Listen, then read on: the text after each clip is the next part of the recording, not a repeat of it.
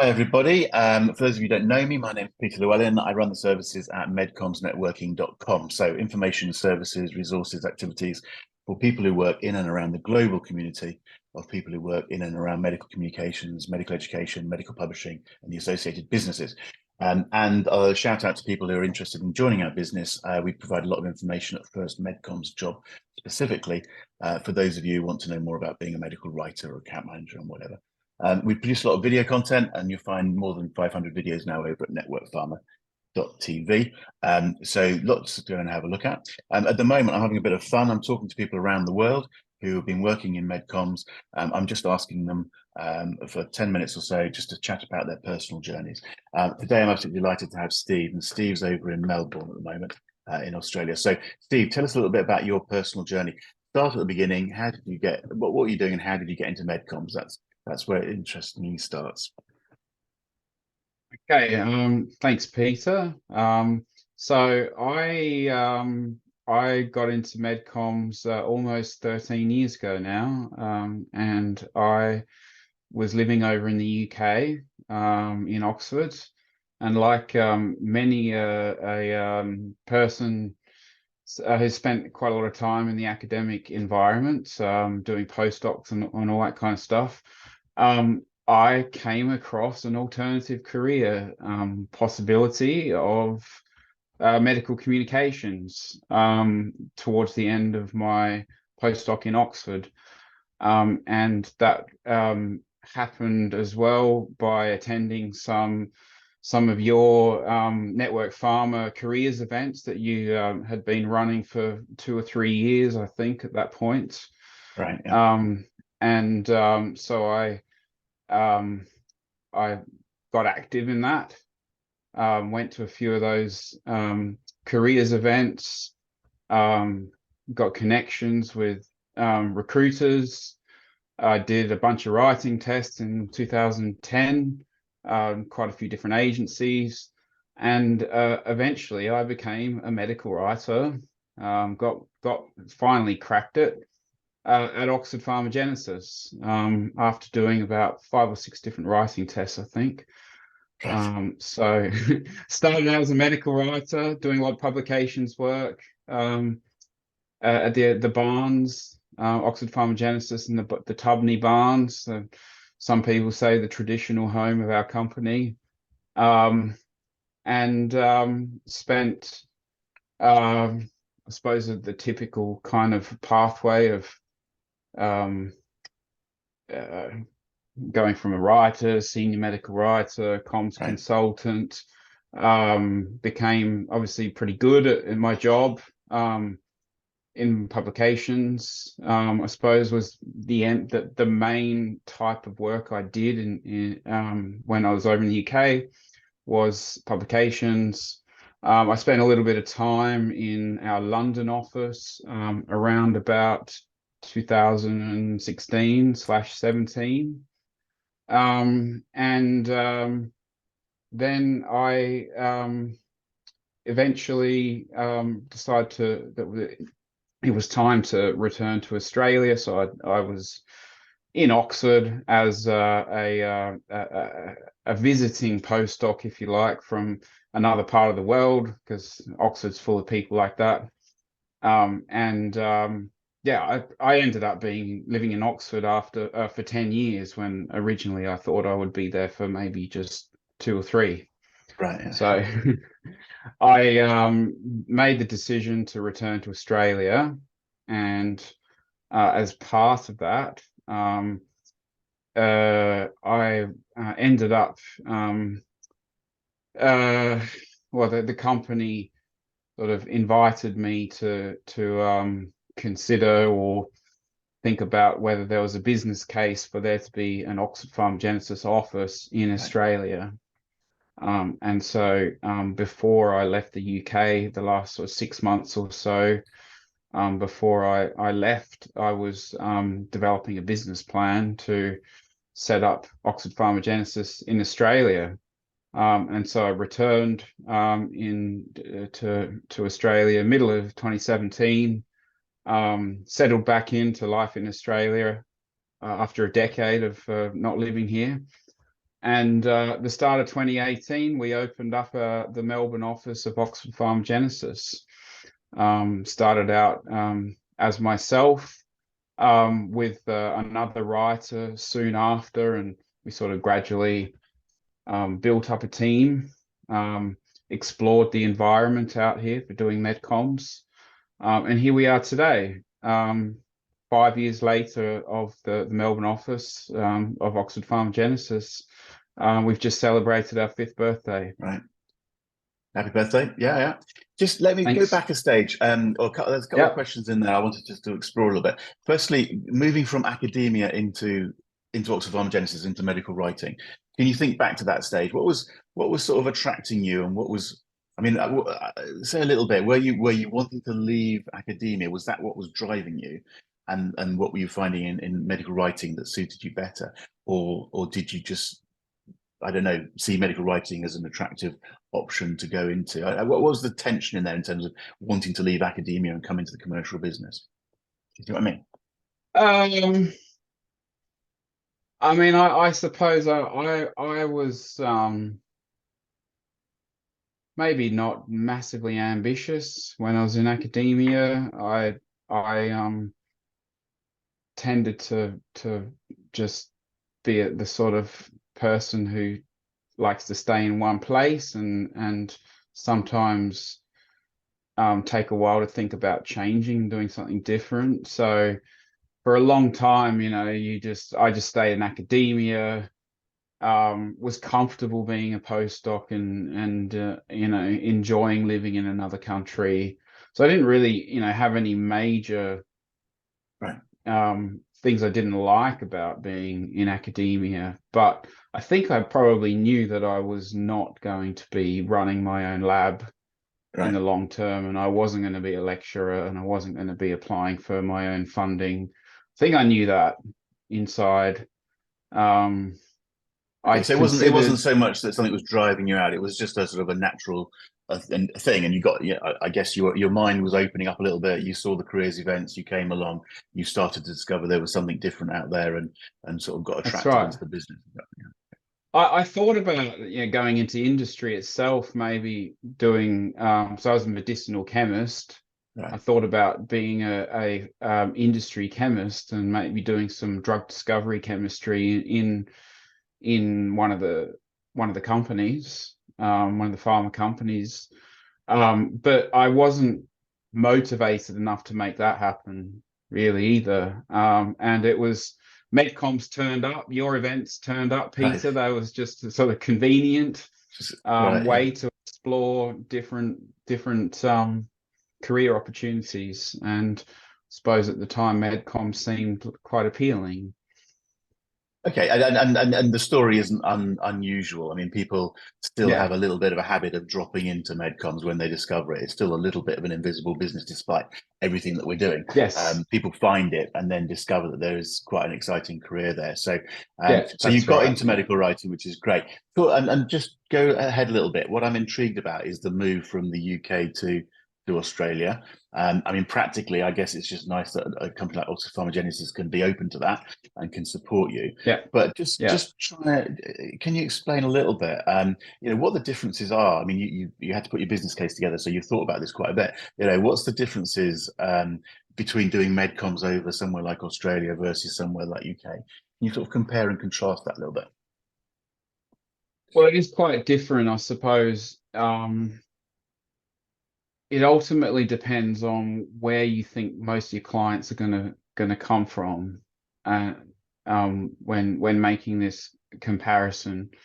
So, if you're in Europe or the US, then that's MedComms that's kind of where all the biggest pharmaceutical companies, all the big companies are operating their global operations are run in Europe and the US.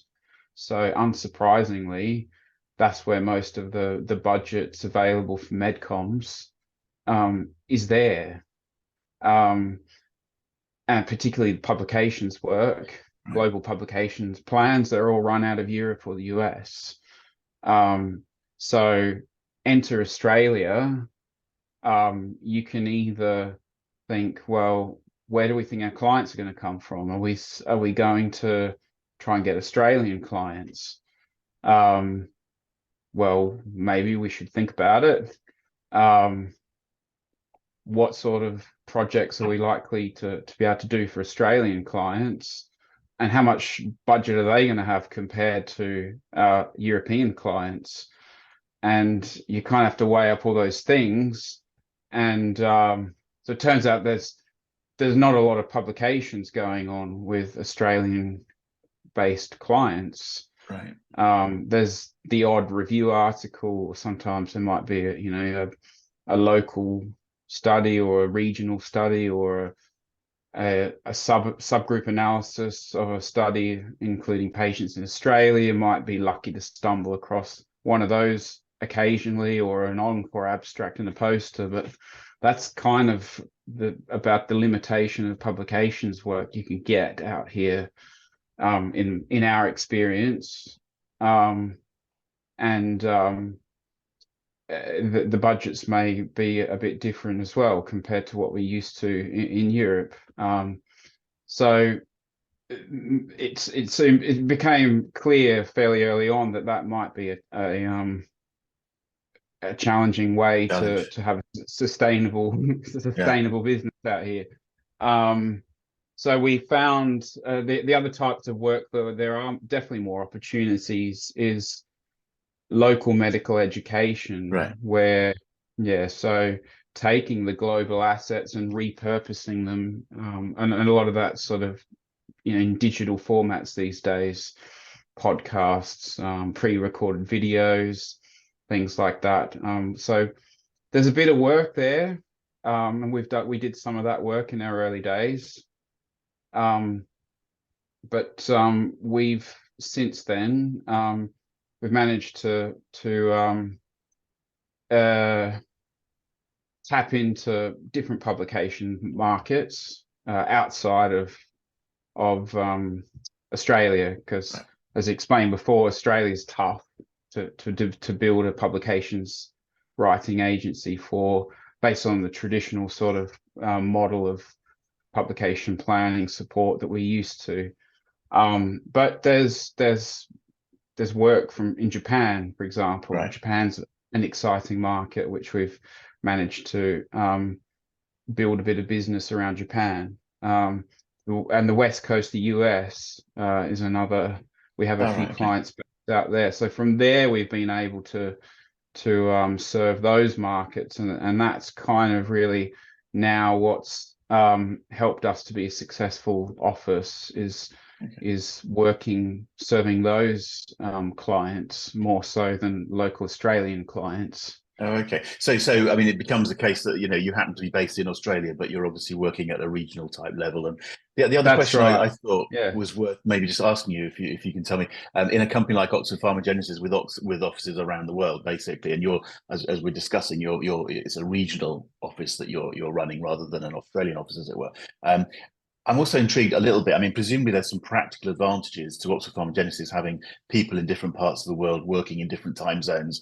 Do you end up supporting each other a little bit, and I don't know, doing some work overnight that the UK wants done or something like that? Does that work out in practice as well in a company like Oxford PharmaGenesis? Yeah, absolutely. And that was kind of also, I suppose, the part of the original business plan, that we could also help deliver for our global clients, Right. supporting the teams based back in the UK or in the US, supporting those teams with resource out here, by where we would help them to deliver their busy publications accounts, and we have access to a new talent pool of writers that we can recruit and develop out here to help grow the resource for us to make the whole global company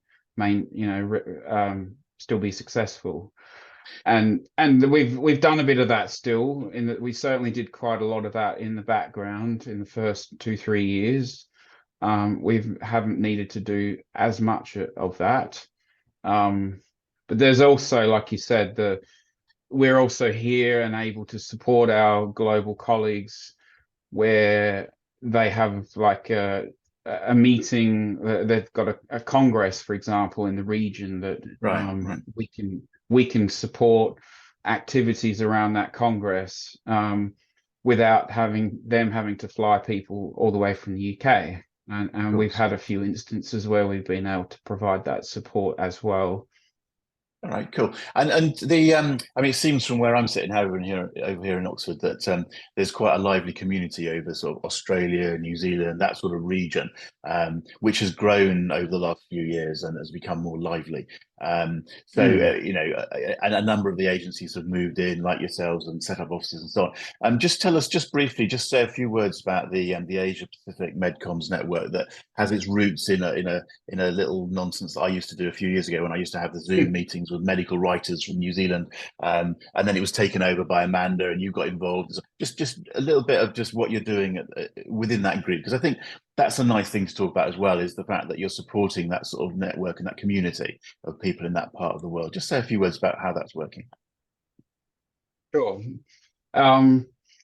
So yeah, I became involved in the Asia Pacific. We kind of rebranded a bit this year to give ourselves a bit more of an identity. Yeah. And so we're calling ourselves the Asia Pacific MedComms Network. And we're just a community of professionals, freelancers working in medcoms around our region. As you said, we kind of had our roots coming from the New Zealand group. And we've just sort of progressed it a bit to make it a bit more of a regional thing. Yeah. And we get together once a quarter, and we arrange a meeting, get a speaker, give a talk about something interesting in the field, relevant in the field. I suppose it's often around publications theme, but we're definitely open to broadening out the sort of topics that we cover.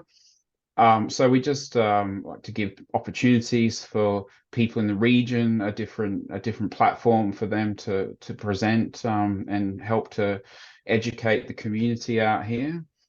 So And just essentially, it's encourage a once a quarter Zoom meeting. I think you do. once a It's an quarter Zoom online meeting, so meeting. yeah. But anybody Yeah, who's that's invited right. to join, basically, who's got an interest. That's right. Yeah, so we have a mailing list. We have a LinkedIn page. You can look us up on LinkedIn, Asia Pacific MedComms Network. So you can get in touch with us that way.